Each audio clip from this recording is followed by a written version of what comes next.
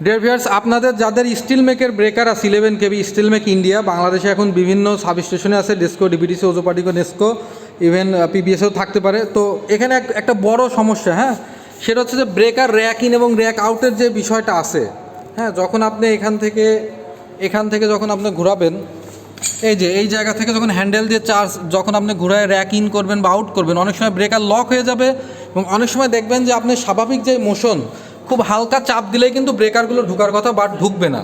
তো সেই সময় কিন্তু আর কোনো প্রেশার দেওয়া যাবে না, বিকজ এর কারণে কিন্তু অনেক বড় দুর্ঘটনা ঘটবে।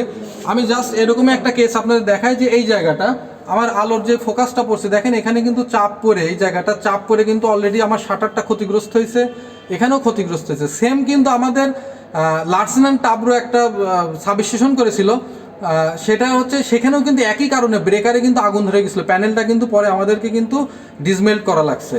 তো এখান থেকে হচ্ছে যে এই যে শাটারের যে মেকানিজম, এই স্টিল মেকের ক্ষেত্রে এইটা খুব হচ্ছে, এবং দেখা যাচ্ছে যে ইন্ডিয়ান আমাদের যে ব্রেকারগুলো সাধারণত আসতেছে এখানে এই সমস্যাগুলো হচ্ছে। দেখেন যে আমি একটু দেখাই, এই যে এখানে এই শাটারগুলো কীভাবে কাজ করে। এই যে ব্রেকার যখন এদিক দিয়ে যায়, এখানে যখন চাপ দেয় তখন কিন্তু এই শাটার ওঠে, দেখেন আমি চাপ দিচ্ছি এবং দেখেন এই যে শাটার উঠতেছে। তো ডান দিকেরটা হচ্ছে উপরের বাসের শাটার, আর এই বাম পাশেরটা হচ্ছে আমাদের ক্যাবল সাইডের শাটার। হ্যাঁ, এই যে চাপ দিলাম, এই যে উঠে গেল, আবার নেমে গেল।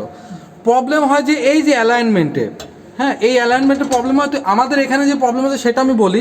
দেখেন যে এটাকে যখন আমি একটু পার্শিয়ালি চাপ দিচ্ছি, এই যে একটু চাপ দিচ্ছি, এই যে শাটারটা দেখেন ডান সাইডে কিন্তু একটু বেশি উঁচু হয়ে গেছে, অর্থাৎ সে কিন্তু সোজাভাবে উঠতেছে না। কারণ কি, এই যে ফোকাসের ওই জায়গায় দেখেন যে একটা নাট, এই জায়গায় একটা নাট ছিল, এই নাটটা রিপিট করা ছিল অনেকটা, এই নাটটা কিন্তু খুলে গেছে, যেই জন্য কিন্তু সে সেম যে হরাইজন্টালি উঠবে সে কিন্তু উঠতেছে না। দেখেন ডান সাইডে কিন্তু বেশি উঠে গেছে।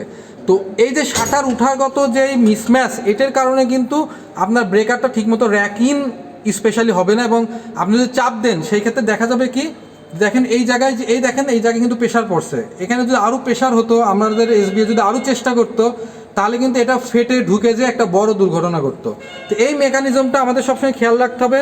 আমরা মোস্ট কমন যে প্রবলেমটা পাইছি এই মেকানিজমের, দেখেন এই নাটটা খুলে গেছে বা এই নাটটা খুলে গেছে, অথবা এই যে এখানে যে নাটটা আছে, এই নাটগুলো সাধারণত খুলে যায়।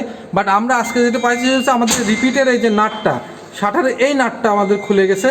তো এটা আমাদের এখন রিপেয়ার করতে হবে। তো স্টিল মেকের এই ব্রেকারের ক্ষেত্রে আপনি এটা অবশ্যই খেয়াল রাখবেন যে গায়ের শক্তি দিয়ে কখনোই এটাকে আমাদের চাপ দিয়ে ভিতরে ঢুকানো যাবে না। স্মুথ অপারেশন যদি না হয় সেই ক্ষেত্রে কিন্তু আমাদের অপারেশন বন্ধ করে দিতে হবে এবং আমাদেরকে দেখতে হবে।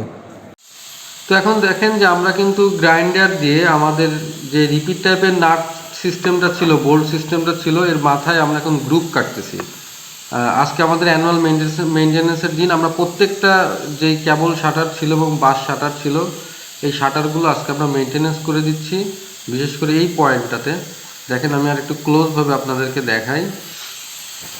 দেখেন এখানে আমরা ফ্ল্যাট যে স্ক্রুড্রাইভার সেটার আমরা গ্রুপটা কাটলাম। এখন দেখেন যে প্রত্যেকটা প্যানেল দেখেন আমরা কিন্তু যে কেবল শাটার প্রত্যেকটা কিন্তু খুলে ফেলছি মেনটেন্যান্সের জন্য। দেখেন প্রত্যেকটা, দেখেন শাটারগুলো নিচে পড়ে আছে, আমরা প্রত্যেকটা এখান থেকে নাট এবং বোল্ট খুলে নিয়েছি। এবং এই যে এখান থেকে আমরা মেনলি খুলছি, এই যে এখানে নাট বোল্ট সিস্টেম ছিল এই দুই পাশে। হ্যাঁ, এখানে আমাদের গ্রুপ কাটার পরে এখানে লাগানো হচ্ছে, দেখেন যে এইভাবে আমাদের লাগানো চলতেছে। এখানে এখনও স্টিল আমাদের লাগানো হয়নি, এগুলো নাট প্রসেস চলতেছে, প্রসেস হয়ে গেলে এগুলো কিন্তু আমরা লাগিয়ে ফেলবো।